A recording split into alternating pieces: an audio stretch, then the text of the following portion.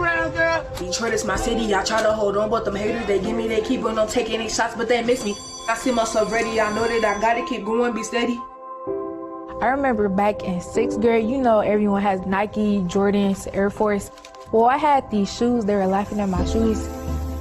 Bullying, it comes really back and forth to me.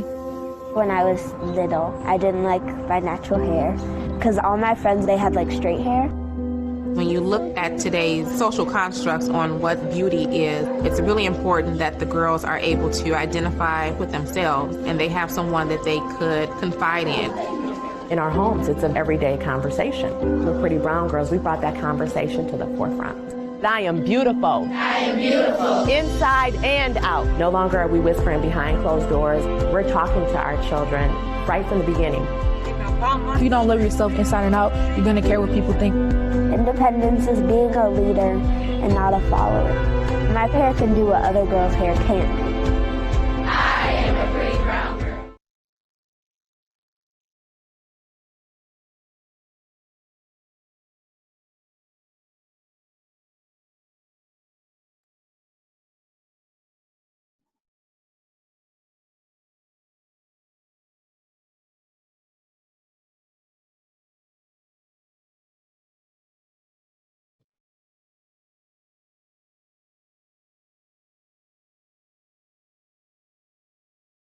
Hello.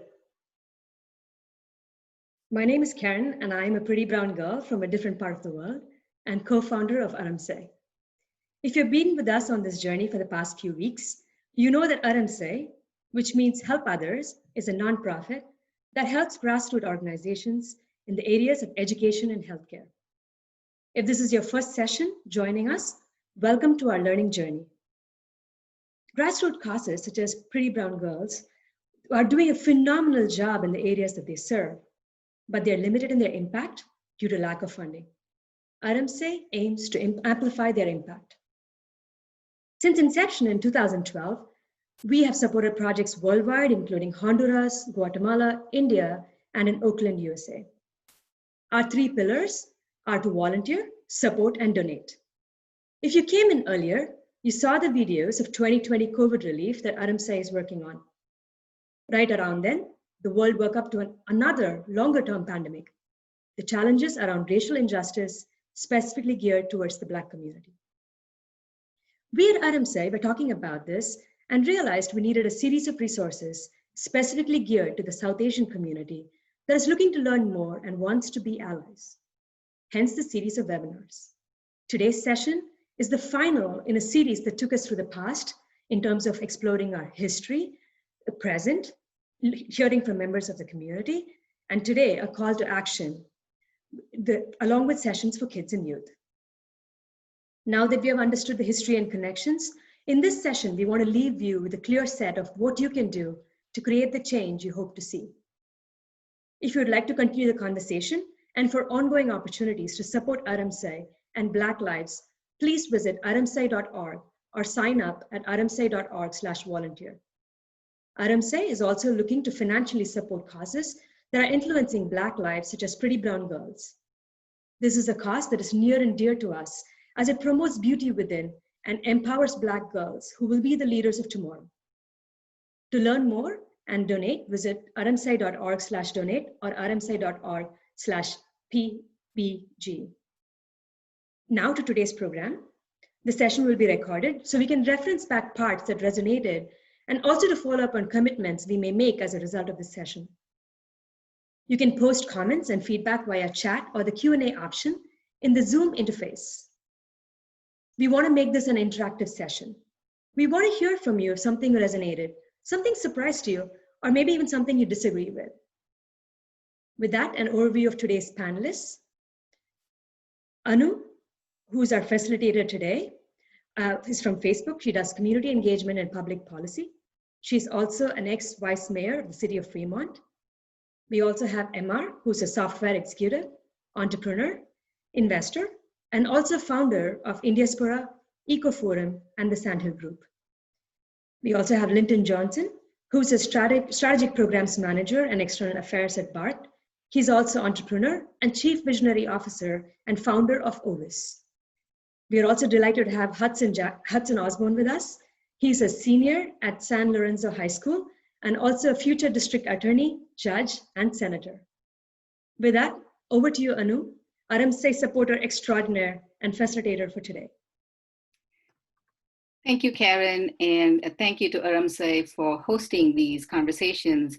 I think it's a journey that's the starting point for what we do and how we support as allies of the Black community and the Black Lives Matter movement as it moves forward. So for our check-in today, what I thought we'd do was have the five of us unpack and talk about either an individual or collective bias or a prejudice that really has bothered us.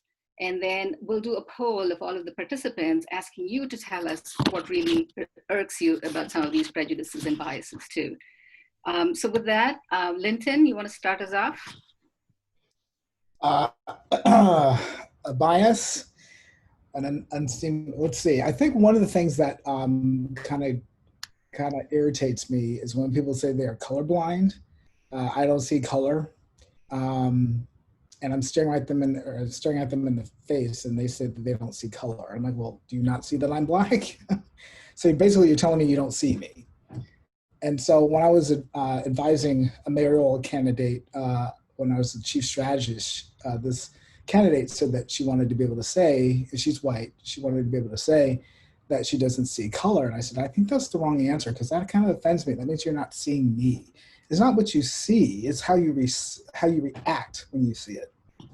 So I want people to treat me no differently than they treat anybody else. I want to be treated equally. And I want them to see my color. And I want them to acknowledge that. So I hate it when people will say, I don't see color, I don't see race. Because you do, we all see race, but it's how we react to it. That's the difference. Great. Emar? Yeah, I think I want to touch upon the country I came from, which is India. And one of the big issues in India, obviously, is color in a different way. Everybody in India, for some reason, aspires to be fair, i.e. light-skinned, okay? And this causes a lot of problems within India. It's been something that's happened over generations. It's been also because of the colonial rule over India. All these have gone to reinforce that light skin is good and dark skin is not good. And so in India, it's taken to the extreme over the past several decades, where there's actually a cream you can buy called Fair and Lovely, which a lot of Indians will know about. It's supposed to make you light skin, okay? And it was one of the best-selling products in India, was Fair and Lovely. Now, I guess after the backlash, because of BLM going back to India in a certain sense, that product has now been renamed to Lovely. I don't know still if that's the right name for it, but I think we really need to have a discourse around why we need that. Also, if you look at before Match.com and Tinder.com in India, you used to have the classified section of the newspaper, which would have listing of matrimonials. And one of the obvious thing, if today you could use Google and search all the ads, fair would be the #1 word that anyone's looking for in the other person. For women, though. For women, it would be a fair bride. Yeah, the guy can be dark as heck. It doesn't matter, because the bride has to be fair, right? So that the kids would get fair, right? So that was the expectation. And even at weddings, I noticed in India in those days, and probably even today, they would use high intensity lights when they videotape weddings, because that reflected on the couple and made them light skinned in the videos. So they would go to all extremes that I noticed over time, and I would laugh at them, but now I'm not really laughing. I hope we change. It was not funny anymore. It's actually, the change has to happen, and I hope it's starting to happen. That's what I'm hoping that comes out of BLM, is this goes back to India as well, and not just in the United States. So let's talk about it more as we go along.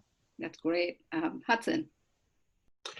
Yeah, I wanted to talk about the expectations and the views that society has on Black people, because as a young Black male or as a young Black person, what we are expected of is to play sports and be athletic and be funny, you know, and be seen and not heard, you know. So I hope that we can get more into it later, but that's all I'm going to say for right now.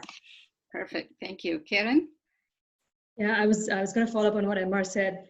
At our house, there's no pictures for my wedding because of the same reason. I cannot look at those pictures. They don't look like me. But the other thing that really irks me is including me as an immigrant, I often think this is not my problem. I worked hard to get here. I studied many long years and I got a work visa, and you know, it took me a long time. I had to work for the green card, pay my dues to get my citizenship.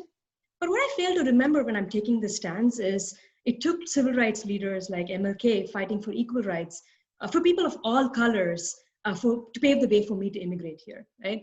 Also, I made the choice to come here versus a lot of the Black community whose ancestors were brought here against their will. Yes, we have immigration challenges, but I think the Black community faces humanitarian challenges, which is an everyday occurrence for the Black community. So the not my problem is something that I'm looking to address for myself and those around me. Great. And to me, it's the myth of the model minority of especially the Indian American community here, being fairly successful, coming with a sense of entitlement, but judging the entire community by how much money they have. And we all assume that every Indian in the Bay Area or even beyond is a highly successful entrepreneur in the high-tech industry or a doctor. But there are so many Indian Americans that are here that are struggling. And one of the things we do is to judge them and say, to go back to Karen's point, we've worked hard, we are successful. The reason that they're not successful is because they didn't work hard enough. So with that, I'm going to turn it over to Venkat for a poll to see what you, the participants, think of this.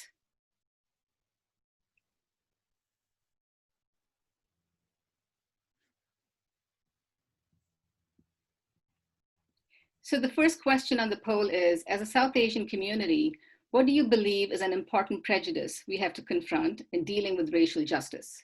There's a few choices there. I hope you take the time to click on the top one that you believe, and we'll see what the participants think.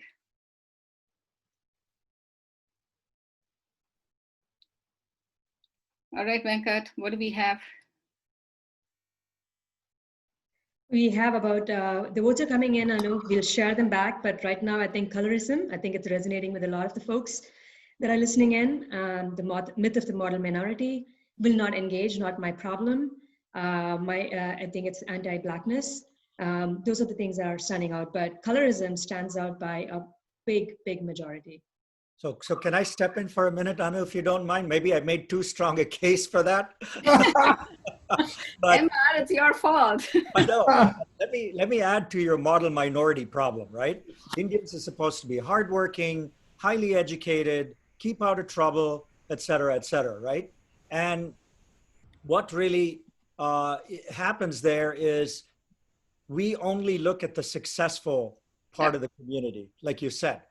And at Indiaspora, one of the organizations I founded, we are actually doing a study with a very prestigious university now to really make the invisible Indian American more visible. There are at least 8% of our community of 3 to 4 million. So if you take 8%, that's somewhere between 250,000 to 300,000 Indian Americans who live below the poverty line. None of us know that. We only talk about the success. We don't talk about the 300,000 Indian Americans who are living at the poverty line or below. And we don't know them, so we don't help them. We don't know who they are. And so I want to bring up this model minority to recognize that every community has a distribution of rich, middle class and poor. And we just don't recognize that. So if we read the poll, MR, I'm sure that'll come right up with your colorism right there. But it was fascinating that not anyone is thought that casteism played a role in the way we perceive the Black community and Blackness here. So that was interesting. So colorism came out on top, and everything else seemed to resonate equally with our participants. And MR makes a good point about how we perceive our community here, the first generation immigrant community here in the US. And that carries a lot of baggage in how we deal with the issues around us. So with that, let's move to the conversation today, which, as Karen said at the beginning, is a call to action. For those of you who've joined us the last couple of Saturdays, thank you for hanging in with us. The idea today is to really listen to some ideas that we as a panelist have, but really to encourage you to come up with ideas that you think will make a difference, and to really push you to get out of your comfort zone, to do things that you haven't typically done before. Because, and you hear this throughout this whole discussion today, this problem is not simply a Black community problem. It's a problem for all of us.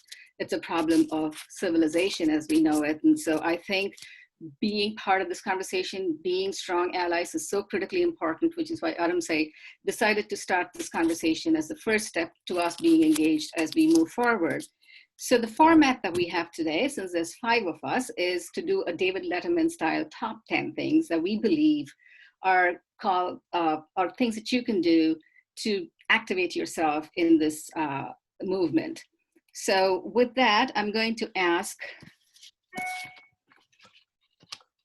Linton to kick us off with his first idea. And these are ideas for individuals, for collective action, for us to talk about some more and unpack and explore, but really the starting point for us to continue our engagement with this. Well, thank you, Anu. I think there's structural racism in a lot of things, right? And in order for us, sometimes you can't fix the problem. You have to just start over. So the way I go about doing that is I rethink everything. My motto is rethink everything. This is a time for us to just think about everything a little bit differently. And sometimes if it's like a job description, and the only reason why you're getting a whole lot of white candidates for this job and you're not attracting, maybe it's white male candidates, you're not getting women or Blacks or all other colors of the rainbow, is because the actual job itself, the job description, is structurally racist. Maybe not purposely, but the way it was designed, the structure from the promotion of that job to the required skill sets, all of that is inherently racist, maybe not by intent, but just because only white people thought of it when they were putting it together. And so they never thought outside the box. So you have to rethink everything. And sometimes you just have to tear it all down and then lead with your values. Understand what your values are. If you value diversity and you're putting together a job description, well, then you're gonna think, let me promote this in other channels that reach out to diverse audiences. And that's now going to start to bring in people of diverse colors to start looking at that job. And then when you're starting to define the skill set, you go, well, do I really need this skill set in order for this job description to be successful? Or is it just there because it's been there forever? It's a skill set that I may have needed 20 years ago, but now we've listed it's always been listed at the top, but maybe it doesn't even be listed at all. And because the world has changed and our values have changed and evolved and gotten better, we can now rethink that skill set and whether it even needs to be there, or if something else is going to be there that's going to draw somebody from a person of color to look at this job description differently. And that applies to marketing. It applies to all kinds of areas. One of the things that a company that my husband works for is OutSystems, and they're doing a wonderful job, and they're trying to reach out to minority communities because they want to get more minorities in the pipeline. And so the marketing, it's a Portuguese company, and they're starting to rethink everything, and they should be applauded for that. One of the things I thought to them is that their marketing right now, because they're Portuguese and it's mostly a white audience, they've got to rethink their new audience now. If they're trying to get minorities, all the marketing needs to reflect minorities. So that way if I'm interested in this product, can see myself using it versus just white Portuguese using it. And so what I love about them is they're like, yeah, we do need to rethink that. And if we want to bring more people of color into the pipeline, we need to show themselves in the marketing. So that's rethinking everything. So that's I think probably one of the first steps is just not accepting what we have right now and tearing it all down and rebuilding it with our core values and rethinking everything. Great, thank you. Karen. Yeah, for me, it's the use of language. Following up on what Linton was saying, it's about using precise language because language changes over time, but the power that it exerts persists, right? So we need to use precise language that is accurate, empowering, and also inclusive. We have terms like black magic, dark ages, dark side, black sheep, black male, blacklist, right? These define things that are evil, like really less desirable maybe. And we use terms such as like pure white, white lie, whitelist to describe virtuous or less evil choices, right? So for example, on my team, we renamed all our lists for product adoption from black/white list to allowed/deny list. This person on my team, he did not wait to get permission from anyone. He said, look, this is wrong. I felt this for a while. We need to change this. Our language, the way we use language has impact, right? These are choices we each can make, right? Our subconscious biases are at play here. And by listening and correcting, we can change associations that colors have with behaviors or traits. I think it also starts with, in terms of language, normalizing naming our own race. For me personally, I had a lot of trouble saying my race out loud because for the longest time, I remember, I was taught that, race does not matter. If anything, I think in the last few months, what has come to the forefront is that race has always mattered. And we are invalidating the experience of so many of our peers by saying that race does not matter. And so I encourage all of us to use precise language, terms like diverse and diversity. They should not be used, for example, to talk about a person, right? They are more about activities or a group that you want to do, not necessarily the person. So there is no diverse candidate. If we are, that's just a way, it should not be a euphemism for a person of color, right?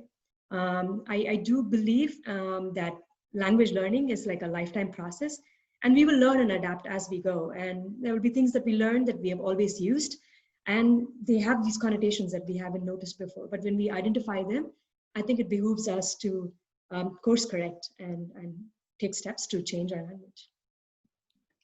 Thank you, Karen. MR? Yeah, I think a couple of things. I just want to add a little bit to what Linton said in terms of hiring. One of the best practices that I've seen companies take now, and this was done a couple of years ago when not enough females were being hired in companies. So we're all used to looking at a resume with names. So this company started sending the resume without names, okay? Without the name itself. So you couldn't tell quite a bit initially anyway when the first impression happens, it's a male or female, okay? And I think that can be carried through with,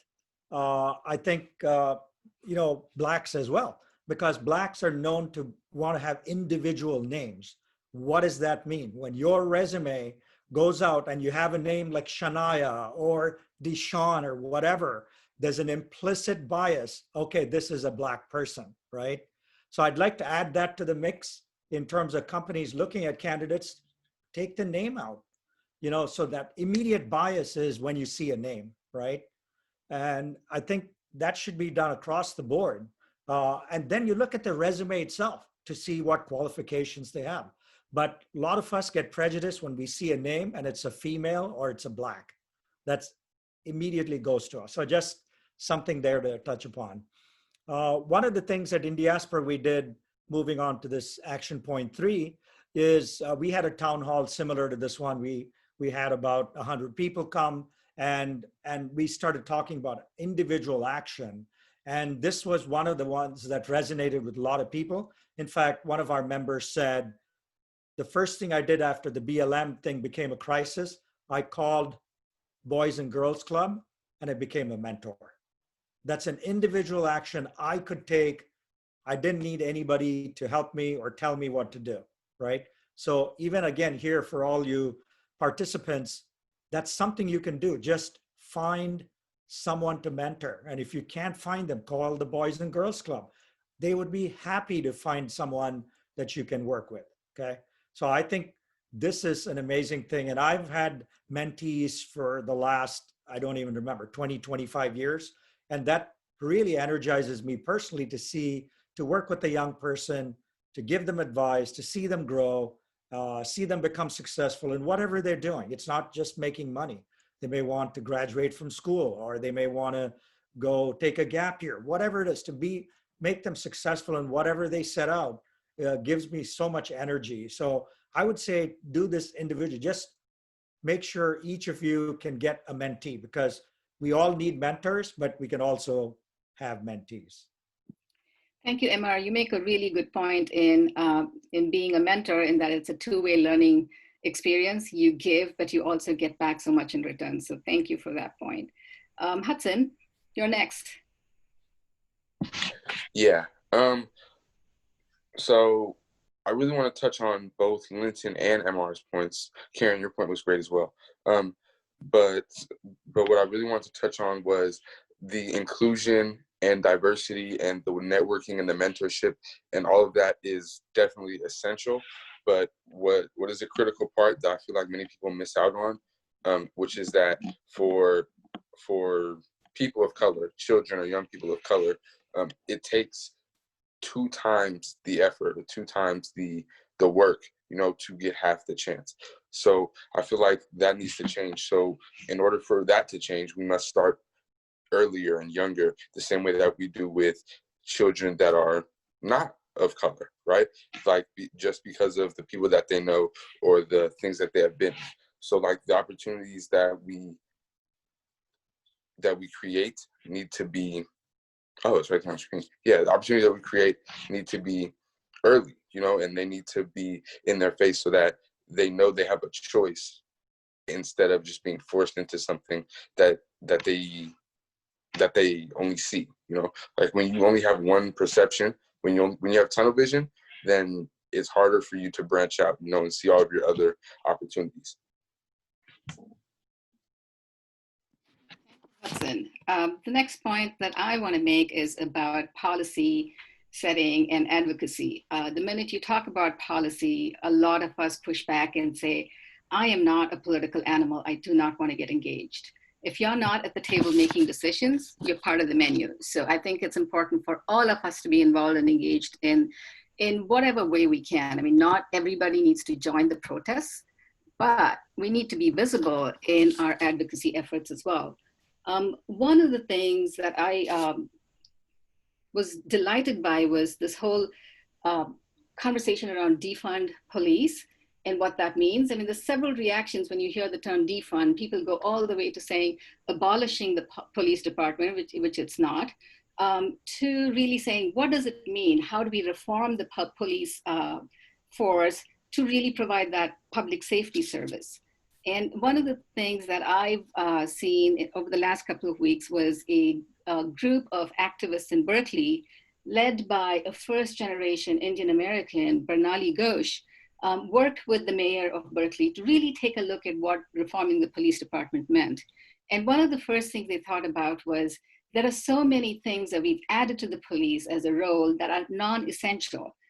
So they worked with the city council to make changes to the police department to reduce the interaction between the police force and the residents. And that takes place during traffic violations, right? And so they've said the police don't need to be involved with traffic violations or citations.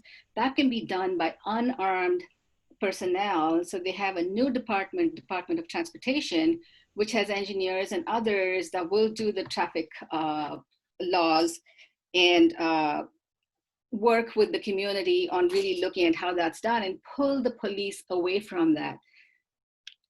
According to a statistic, there's 20 million drivers that touch base with police across the nation. And that's the first interaction between the community members and the police force. And we've seen some of the brutalities that have happened during those interactions. So I thought that was a great way to really redefine the role of the police. And the other role, and Linton jump in, I'm sure Bart is looking at some of these reforms as well with the police, but a lot of the times the police are called first to deal with the homeless issues or to deal with mental health issues. And they're really not equipped to deal with that. They're not trained to do it, and they're not equipped to handle that. And the way they approach it is through force.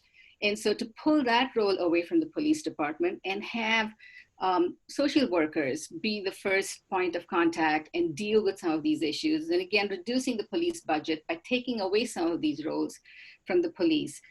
So I think there's a lot of really interesting ideas. We don't simply have to protest and say all police are bad, but we can really work within our communities, join the human relations commissions and tackle these issues methodically and see what structural reform can happen so this doesn't continue to happen in the police department and some of the brutality that we've been seeing. Linton, do you want to add anything to that? Yeah, I mean, one thing is I'm representing myself today, so I'm not going to speak on behalf of Bart, but I will say that as someone who has watched police beat up my aunt, you know, I have lots of feelings about police officers.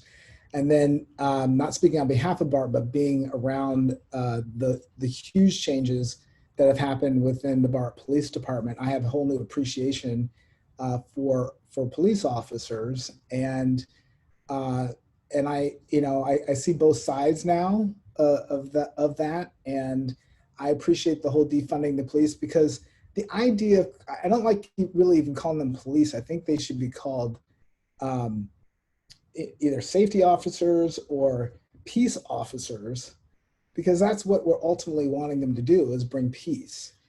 And one thing I did have the privilege of doing was being able to interview the MTAP team over at Muni. Muni, I forgot what the acronym stands for, but basically what they did is that they hired former felons and gang members to help patrol the trains. And I asked them why why that program has now been going on for almost 20 years now, why it's been so successful. And the comment that stood out to me was the best quote ever, was that one of the former gang members said, "Crazy knows crazy." So they know how to talk to people, and when they walk up to people, they're not in uniform, they're in a yellow vest, and they look like the passengers, and they know how to talk to them at their level. And when they approach somebody, the people feel at ease and they feel comfortable. And they're from that neighborhood, right? These are people who live in the neighborhood, grew up with the writers. They know their mothers. They go to school with, they went to school with the people. They go to church with the folks. So they're engaged in that community, and they are role models because they've turned their own lives around and they understand where the other people have been. So they took some of the money from the police department and moved it over to this MTAP program, and it's been extraordinarily successful. So that's kind of defunding the police, but increasing public safety.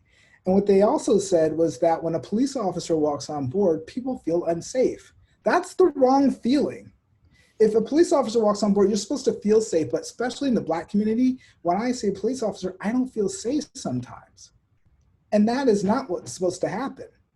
And so when people want to defund the police, it's not because they don't want to feel safe, they want to feel more safe.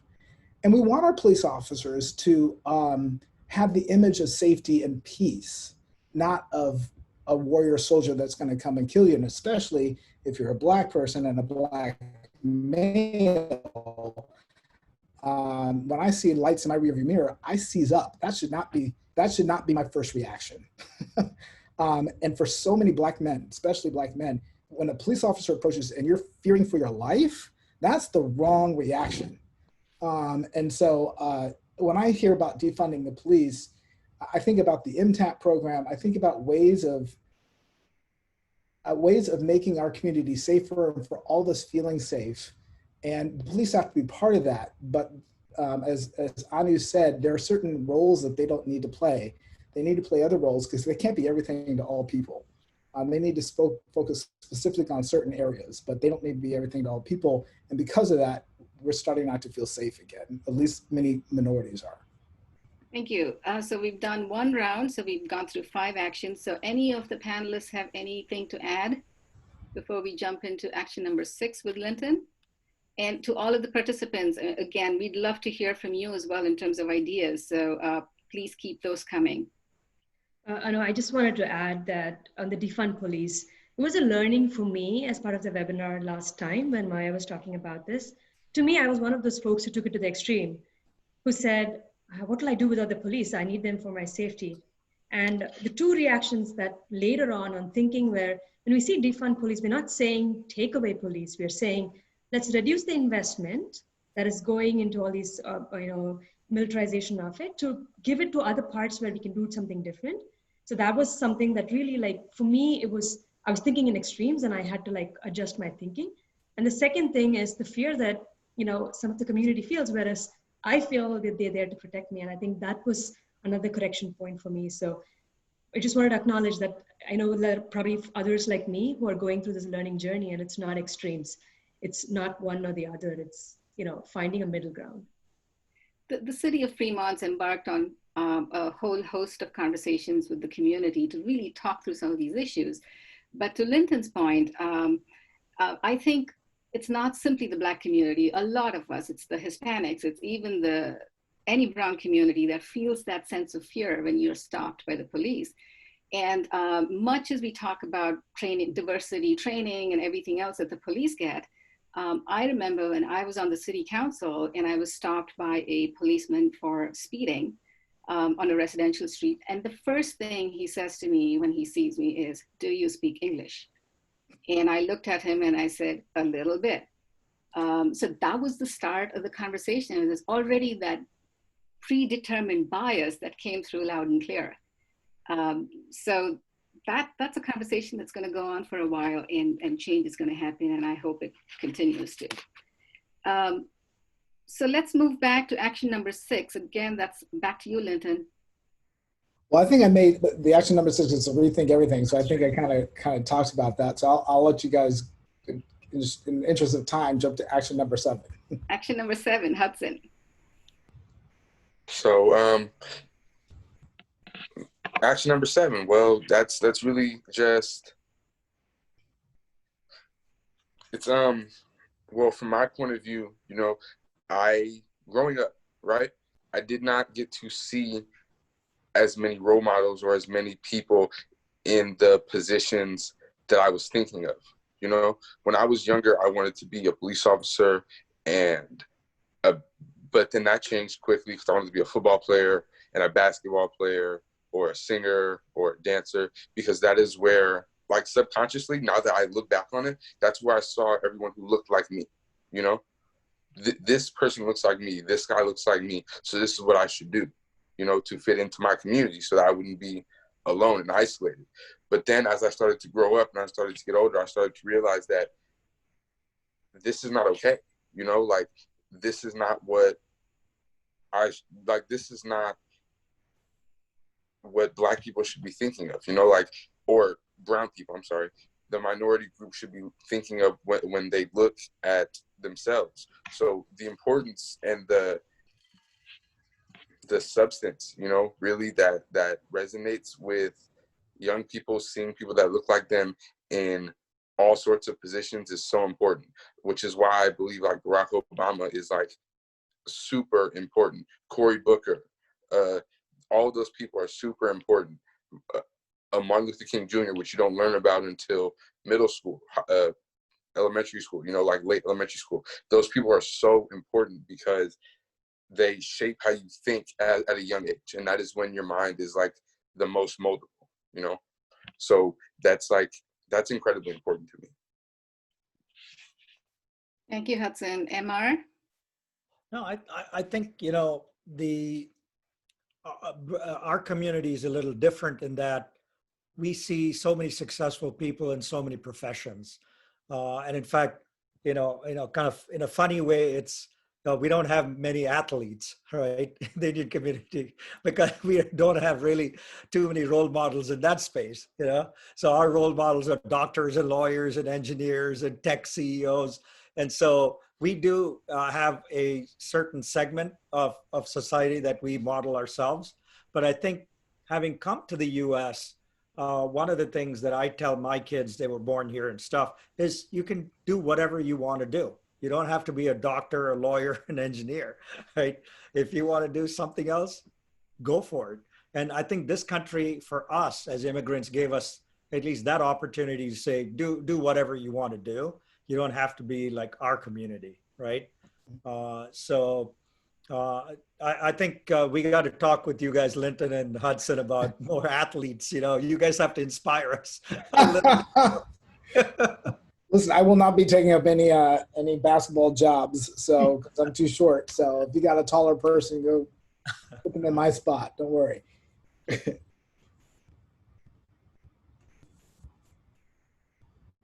So Emma, you also want to talk about VC funding and how that can help with the Black community? One of the things as a result of us having a town hall with our members at Indiaspora was a follow-on with members of the venture capital community, because there are so many successful VCs of Indian origin in the community, and they represent over $100 billion of funds. So these are serious venture capitalists with serious amounts of money who can invest and make or break companies. So one of the things we're trying to do is working with that group collectively to say, what are you thinking of? Because Black entrepreneurs represent about 3% of all entrepreneurs, but they get 0.5% of funding, okay? So if you're a Black entrepreneur, your chances of getting funding are very, very limited. So what we need to do as a community is to more actively look at deals where there are Black founders and, you know, more actively think of that. And personally, I've done, as an angel investor, over 100 investments of my own money, but I never really actively thought of these entrepreneurs and having diversity in the entrepreneurs. When I look at my portfolio of entrepreneurs, they tend to be either white, Jewish, or Indian for the most part.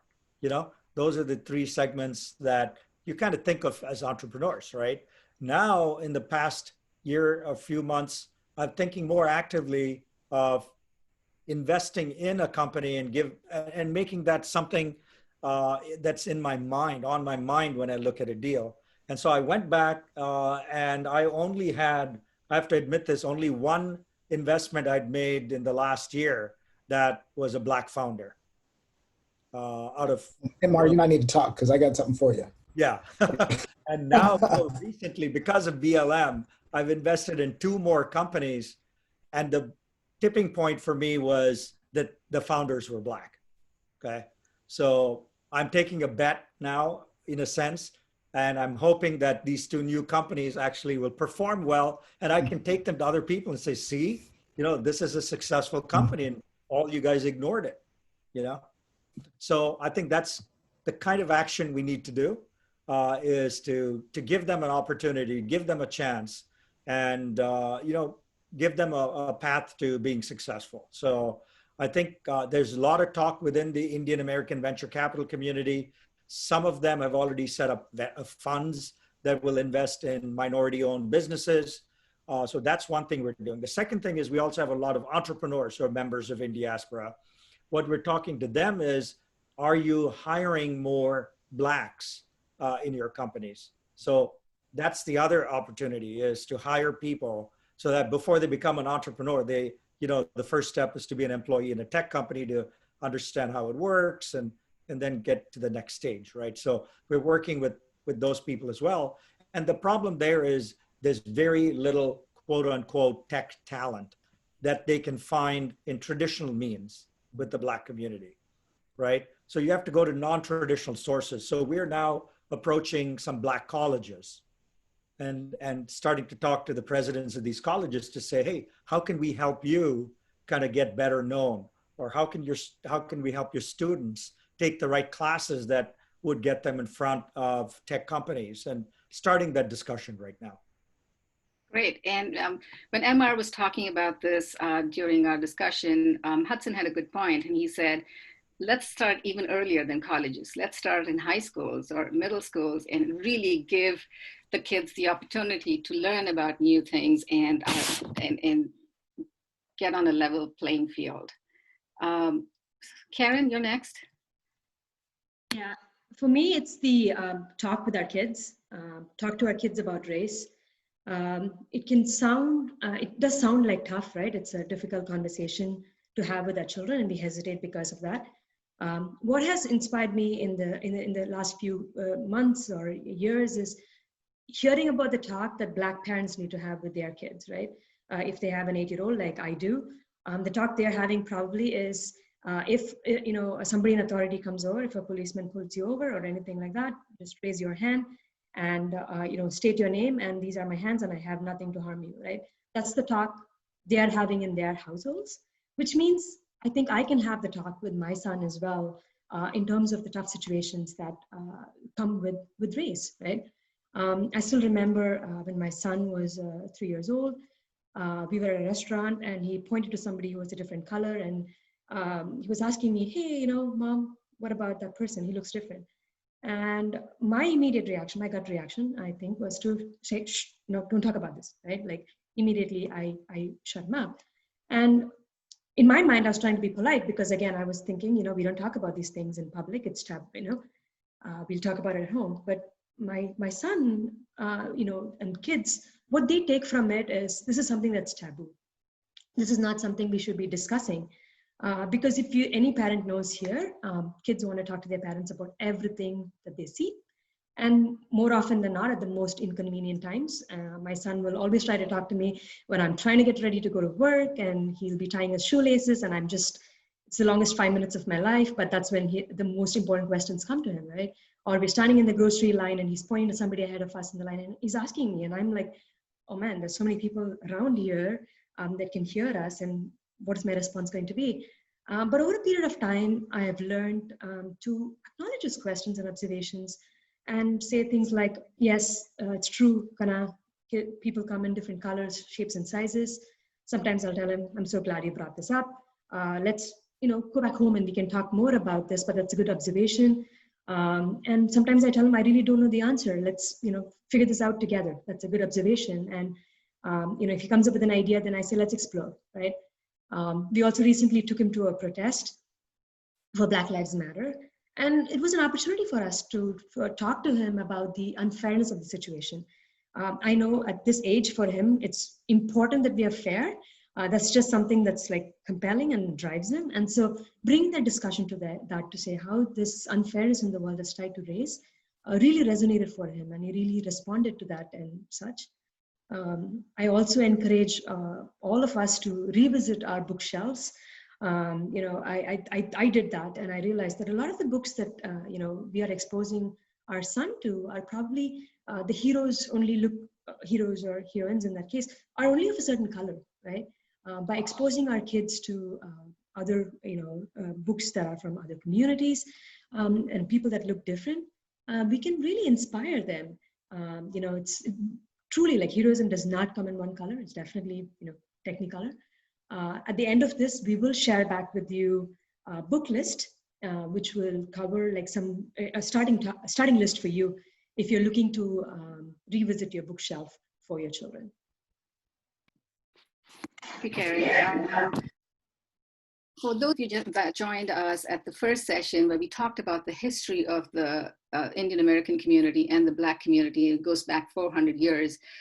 One of the things that was a takeaway from that session was how critically important the Black community was with their civil rights movement and the changes to the immigration laws in 1965, which enabled the Indian American community to come here in droves. Before that, it was restricted. We didn't have the ability to come beyond a certain minuscule number of people a year, to now when I think we've really reaped the seeds of what was sown by the Black community during their battle. And so if nothing else, our community owes the Black community a huge debt of gratitude and support as they fight for some of the issues. I think we need to be not only supportive, but be visible in our support for that community.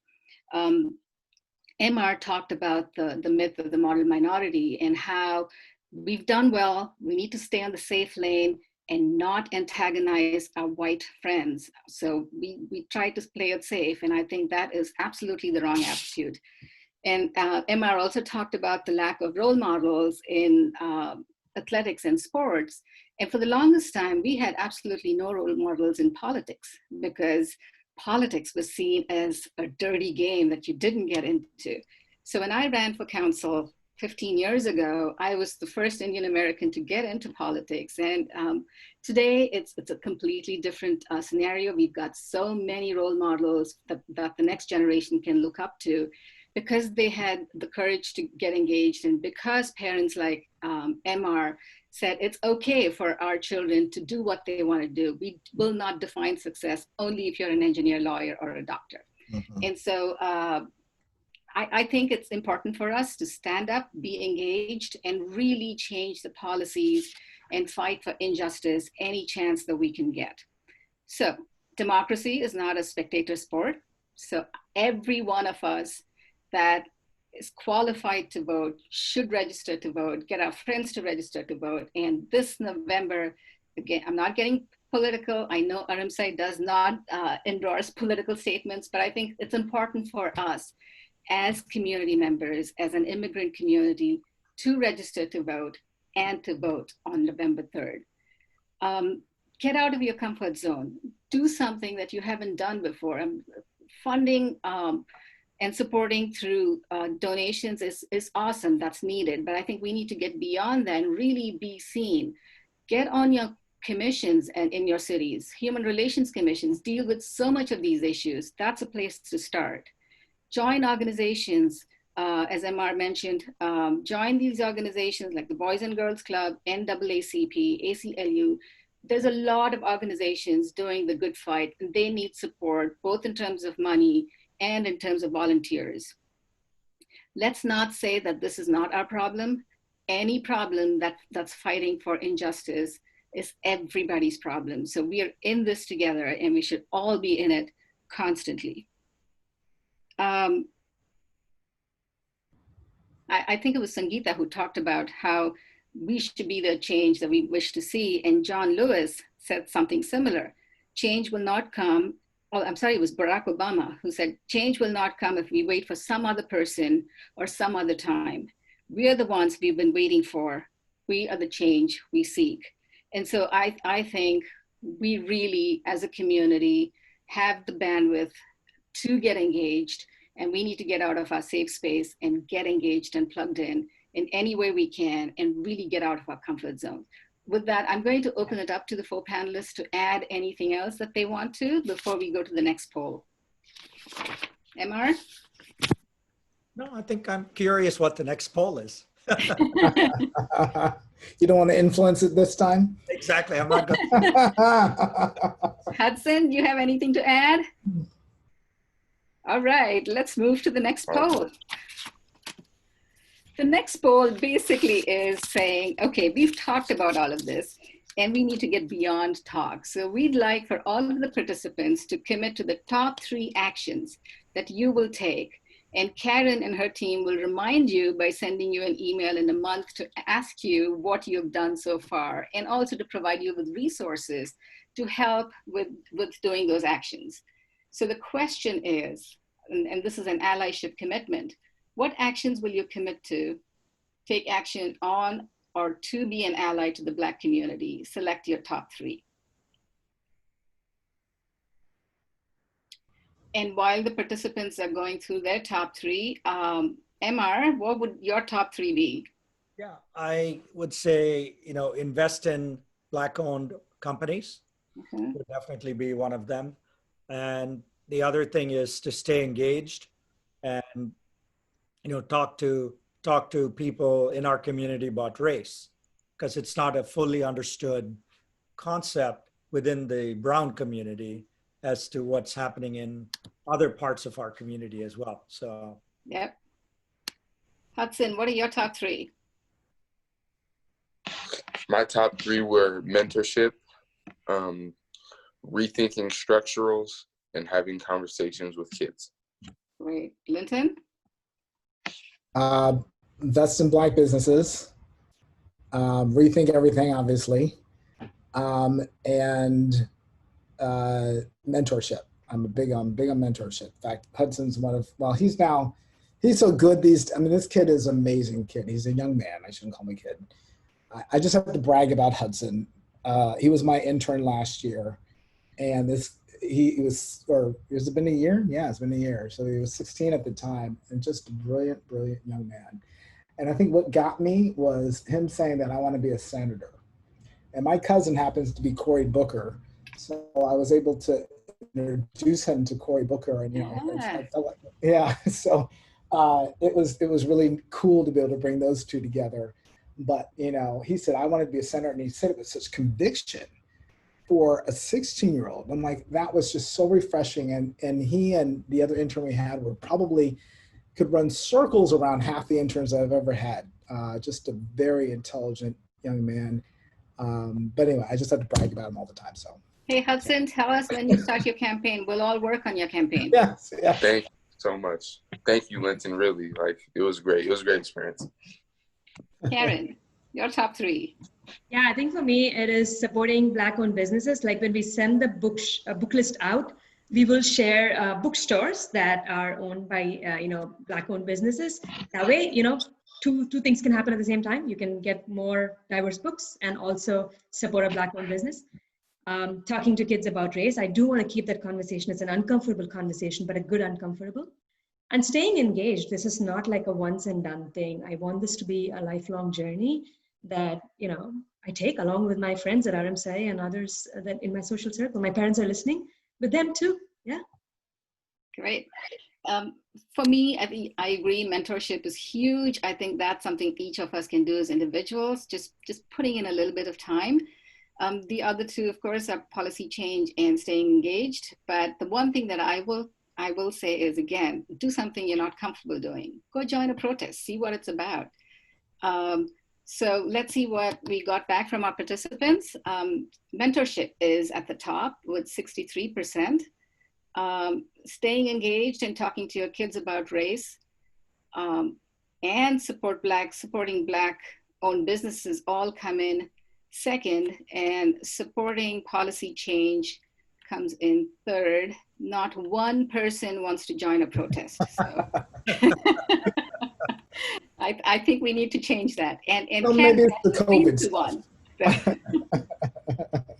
So we've got a couple minutes. Any last thoughts? This was a great conversation, but MR, Hudson, Linton, Karen, anything? Well, I just real quick, I want to say thank you to everybody who joined this call, both the panelists and especially the audience. I guess we can't hear from the audience, but it makes me feel good that you want to know, you want to learn more, that you came and spent Saturday evening, and that you're willing to support Black Lives Matter movement and yourselves. And that, like Anu said, we're all in this together. So thank you for spending the time with us and giving me the opportunity to be able to present. Yeah, I wanted to say the same thing. Thank you guys so much. Linton, thank you so much, for thinking of me and putting me in this situation. This is a great experience for me. It's definitely going on my resume and college transcripts, everything. I'm going to quote everybody. Thank you again so much. This was great. Hey, Hudson, get in touch with MR. He's the person you need to contact. MR, any last words of wisdom? No, I think, it's been wonderful to have a nice chat, as opposed to when, a lot of times I do 5 minutes or 10 minutes and it's very intense and short. It was nice to have a lengthy conversation and really get into the issues. So I really thank you, Anu, for your style of doing this and for Karen to organize it in a way where we had plenty of time to talk about things as opposed to rushing through it or doing a canned talk. So it was very refreshing. Thank you. Thank you, MR, for your time, and Linton and Hudson, thank you. RMSei, and this has been an awesome 3 weeks of conversations, and I hope to keep continuing with you. And Karen, you and your team have done an amazing job. So thank you for everything that you've done to promote this conversation and to keep it going. So I will turn it back to Karen now. Thank you, Anu. Thank you to all the panelists. This has been an incredible journey, as you all know. And thanks for your time and participation. This is, it's great to learn from folks that are walking the talk. And I think we all have our work cut out in front of us for what we want to do in the next few years, as we hope to make a more fair world for all of us, right? For those of you, and like definitely special acknowledgements to Anu. I mean, this has been a month and a half that she spent weeks with us, like planning, prepping, really like, I'm so inspired. I am so inspired. So thank you on behalf of all of us at RMSei. After every session, during the session, my phone beeps because people are just appreciating you, Anu. It's just incredible. So thank you. And thank you again to all the panelists for your time and participation. We really appreciate all that you have done. And folks in the audience, we will follow up with you on your commitments to give you like, things that you can do as you go along the journey. We want to be on this journey with you. So if you are looking for more information, you can write to us at info@aramsei.org. You can also volunteer with us.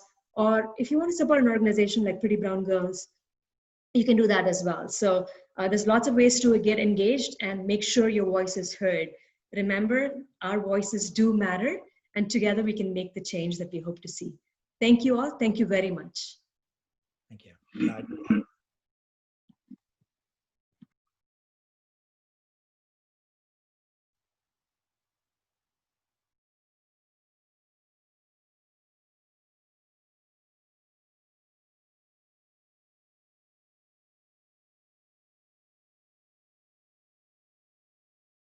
Haters, they give me, they keep on taking any shots, but they miss me. I see myself ready, I know that I gotta keep going, be steady. I remember back in 6th grade, everyone has Nike, Jordans, Air Force. Well, I had these shoes, they were laughing at my shoes. Bullying, it comes really back and forth to me. When I was little, I didn't like my natural hair because all my friends, they had like straight hair. When you look at today's social constructs on what beauty is, it's really important that the girls are able to identify with themselves and they have someone that they could confide in. In our homes, it's an everyday conversation. We're Pretty Brown Girls. We brought that conversation to the forefront. I am beautiful. I am beautiful. Inside and out. No longer are we whispering behind closed doors. We're talking to our children right from the beginning. If you don't love yourself inside and out, you're going to care what people think. Independence is being a leader and not a follower. My hair can do what other girls' hair can't do. I am a pretty brown girl.